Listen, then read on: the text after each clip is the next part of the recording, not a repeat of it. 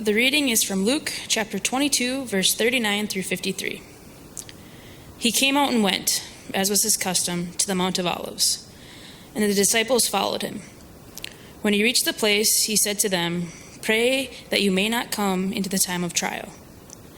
Then he withdrew from them about a stone's throw, knelt down, and prayed, "Father, if you are willing, remove this cup from me, yet not my will, but yours be done."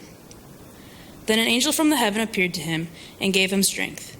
In his anguish, he prayed more earnestly, and his sweat became like great drops of blood falling down on the ground. When he got up from prayer, he came to the disciples and found them sleeping because of grief, and said to them, "Why are you sleeping? Get up and pray that you may not come into the time of trial." When he was still speaking, suddenly a crowd came, and the one called Judas, one of the 12, was leading them. He approached Jesus to kiss him, but Jesus said to him, "Judas, is it with a kiss that you are betraying the Son of Man?" When those who were around him saw what was coming, they asked, "Lord, should we strike him with the sword?" Then one of them struck the slave of the high priest and cut off his right ear. But Jesus said, "No more of this." And he touched his ear and healed him. Then Jesus said to the chief of priests, the officers of the temple police, and the elders who came for him, "Have you come out with swords and clubs as if I were a bandit? When I was with you the day after day in the temple, you did not lay hands on me, but this is your hour in the power of darkness." Here ends the reading.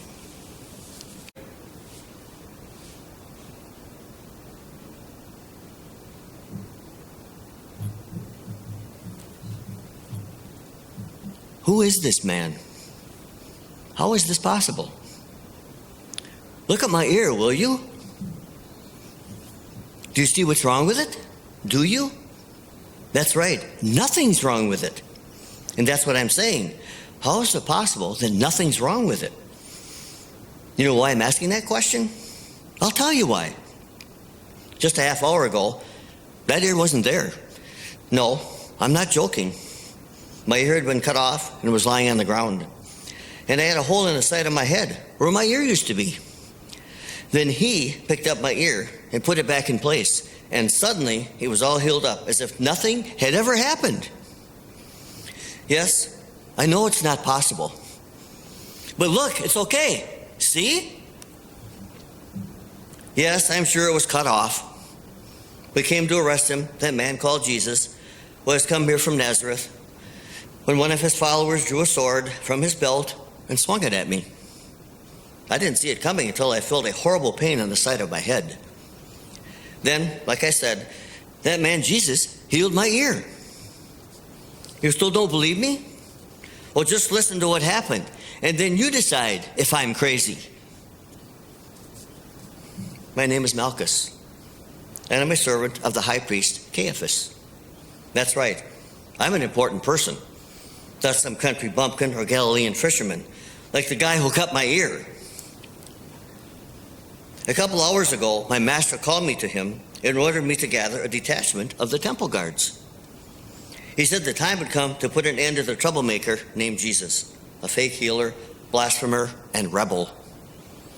I had heard of this Jesus, mostly good things about him, but I didn't question my master's orders. He's much more wise in such matters than I am. I asked where we would find Jesus, and Caiaphas told me with a smile that we would have a guide, a disciple of Jesus named Judas Iscariot. My master told me that Judas would guide us to the right place to make the arrest. Within a short time we had gathered, issued swords, spears, lanterns, and torches, and met Judas. I didn't like him right from the start, and I could tell some of the soldiers didn't either. Maybe it was the way he acted, so self-important, or that he boasted about all the silver he had received for payment, more than our pay, and we had to do the dirty work, I might add. Maybe it's just that nobody likes a traitor, even when he's betraying your enemy. We marched out right away, Judas in the lead, me second, a few other priestly officials close beside me, and the captain of the guard right behind us, followed closely by the troop of soldiers. Our tour guide led us out of the city down the road that crosses the Kidron Valley. Then we ascended up onto the side of the Mount of Olives, taking one of the paths that leads into the Garden of Gethsemane, you know, near the old olive press that is still there. As we approached the garden, Judas told us to be quiet until we came to the place where Jesus often prayed. Back in the city, I had asked Judas where we were going. When he said Jesus would be in the Garden of Gethsemane, I was surprised. Why out in the olive groves and not hidden inside a house? When we got to the garden, I realized that it made a very good nighttime hiding place. The paths crisscrossed through the grove. There were small clearings and rocky outcrops scattered here and there, and people could easily get confused or even lost if they didn't know their way. Without a guide, it would have been very hard to locate Jesus. Even with one, if Jesus had posted lookouts, they could have seen our torches coming for a long distance and escaped. But for some reason, there were no guards. The light from our lanterns and torches fell upon a group of men sitting and lying on the ground, groggy as if they had just awakened. In their midst stood one man flanked by 3 others. When he saw us, he called to the others, "Get up, let us be going. See, my betrayer is at hand." Then he moved toward us and asked, "Who is it you want?" We answered, "Jesus of Nazareth." And then Judas stepped up to him and kissed his cheek, saying, "Greetings, Rabbi." That was the signal Judas had arranged with us, so we would know for sure which one was Jesus. The one he kissed said, "I am he." As soon as he said that, my knees went weak, and I fell to the ground. I wasn't the only one. All of us fell back the same way. I never saw anything like it before. Immediately, we crawled back to our feet. Again, he asked us, "Who is it you want?" Again, we said, "Jesus of Nazareth." Again, Jesus answered, "I told you that I am he." Then he said, "If you are looking for me, then let these men go," and gestured to his disciples around him. With one hand on my sword, I reached forward with the other soldiers to seize Jesus. That was when it happened. Blinding pain on the side of my head as my ear was severed. I turned my head and saw a disciple named Simon Peter holding a bloody sword in his hand, his fierce eyes shining in the glow of the torches. I was afraid he was going to strike again before I could draw my own sword, when I heard Jesus' commanding voice say, "Peter, put your sword back into its place, or all who take the sword will perish by the sword." Do you think that I cannot appeal to my Father, and he will at once send me more than 12 legions of angels?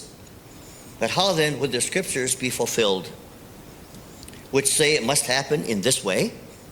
Shall I not drink the cup the Father has given me? Enough of this. When Jesus reached his hand toward my head, I flinched at first, thinking he was going to harm me further. But his action was done so calmly and confidently, I relaxed. In his hand was my severed ear, though I hadn't even seen him pick it up from the ground. He placed the ear right where it belonged, where it used to be, and lifted his eyes in prayer.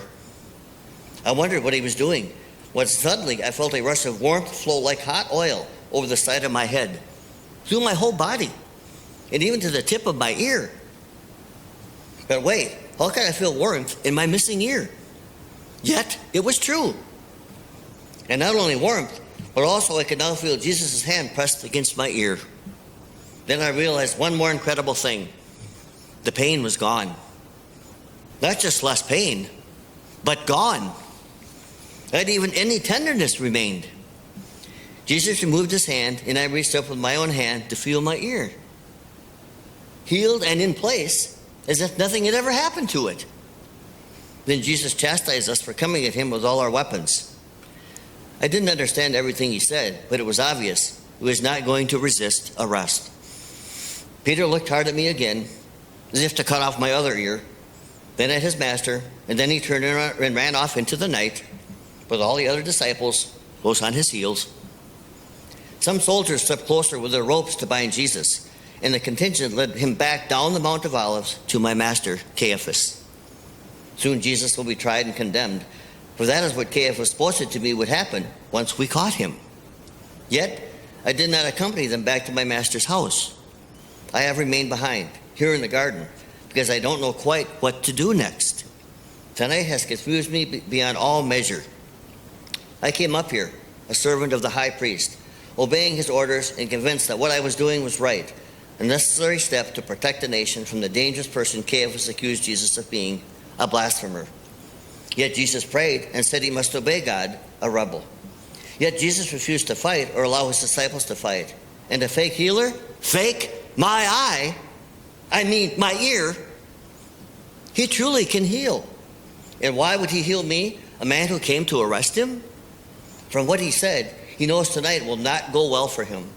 And yet he had no hatred in him, just compassion, even for his betrayer, Judas, and for me, his arrester, Malchus. Who is this man? A man of compassion, a man of authority to command his men and be obeyed even in the heat of battle? A man who seeks to do God's will at the cost of his own arrest and likely death? A man of healing power beyond what is possible? A man hated and feared by many, including my own master? A man I have helped arrest and lead to his certain death? What should I do about this man? Revile him and help destroy him? Or perhaps talk to him and learn more about him and why he acted the way he did tonight? Should I thank him for healing me? Or should I plead his case before my master? No, Caiaphas wouldn't listen. It would just get me in trouble with him. I can't afford that. Jesus will be gone a day from now, but I will still be working for my master, unless I angered him so much he throws me out on the street.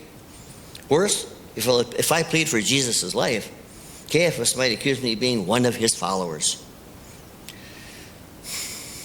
No, it's better I catch up with the others and return to my master. Who is this man, Jesus? Caiaphas says that once Jesus is dead, everyone will soon forget about him. But I know that's not true, for I will never forget him or what he did for me.